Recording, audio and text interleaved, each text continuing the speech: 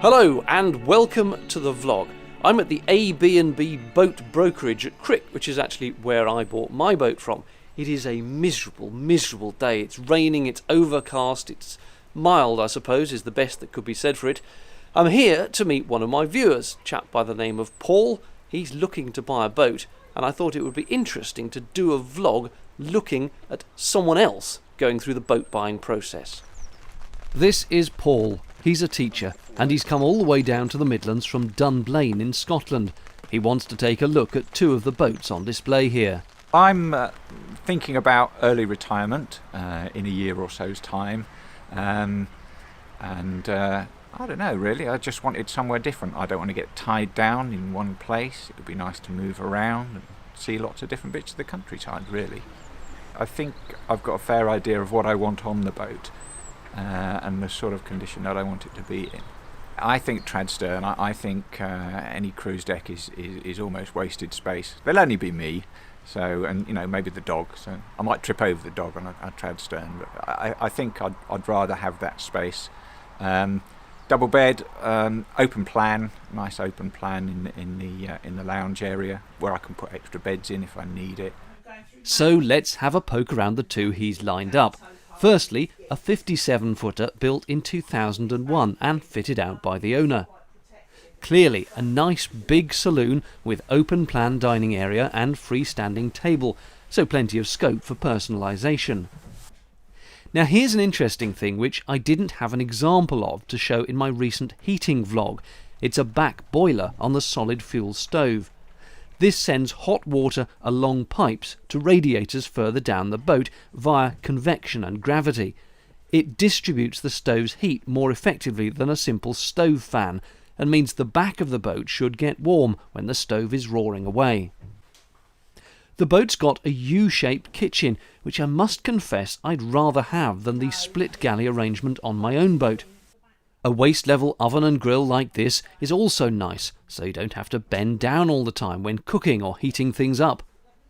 It's got the usual sink and drainer with 4-burner gas hob, and a 230-volt fridge freezer, which some people like and then some don't because you have to run an inverter or be on a shoreline to power them. Lighting is LED, so low power, that's good.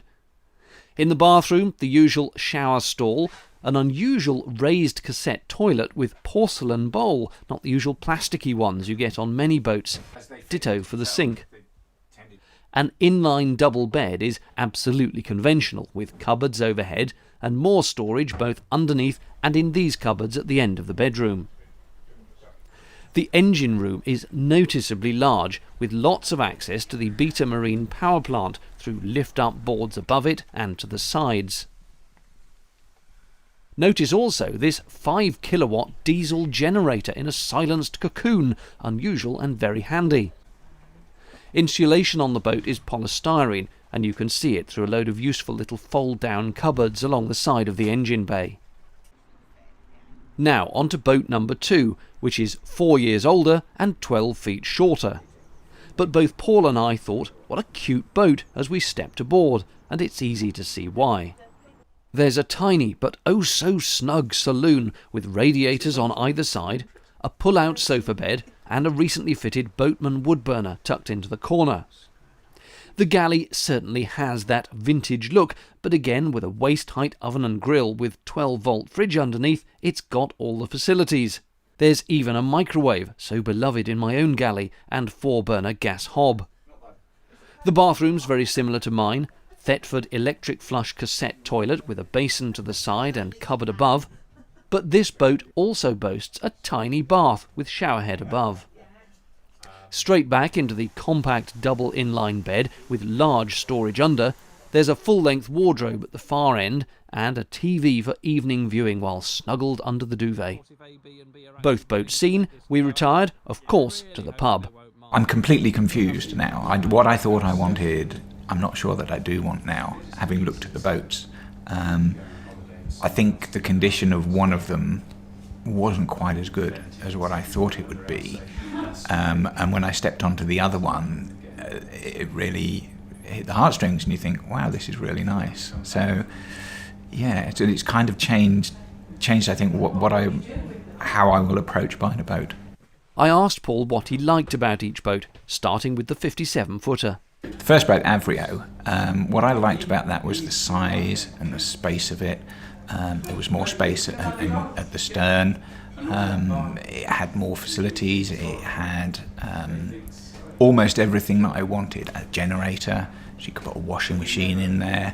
It had a huge saloon, which I really liked the idea of. And the second 45-foot boat? It was the cutest thing when you went in. It wasn't a self-built. It was much smaller, 45 foot as opposed to 57. The quality of the finish was good. You just felt like, wow, this is really nice. It didn't have the size that I thought I wanted, but it was a really cute little boat, and you kind of thought, yeah, you know, I could make this work for me an awful lot easier. So I think that I've changed my mind in what I want, and I'm now thinking the smaller boat would suit me better initially. And the grandchildren are all a bit small anyway at the moment. So maybe that boat would do me for 5 years. And then if I wanted to, and if the children wanted to come aboard a narrowboat with Grandad, then look at perhaps getting a bigger boat. All of this leads to the exciting question, what now? The next thing to do is think about what offer I'm going to make. I need to finalise which one, although I suspect it would be the second one that we saw. What offer I'm going to make, and then see where we come to in terms of price, and then obviously get it surveyed completely. A 97 boat, I need to know what condition. There's no horrible things going to leap out at me. And finally, any advice for other would-be buyers? Have an open mind, because what you think you want and what you think will suit you when you look at a picture, you'll get on a boat and think, wow, I love this. And that can change what you want, which sounds silly in a way, but it can do.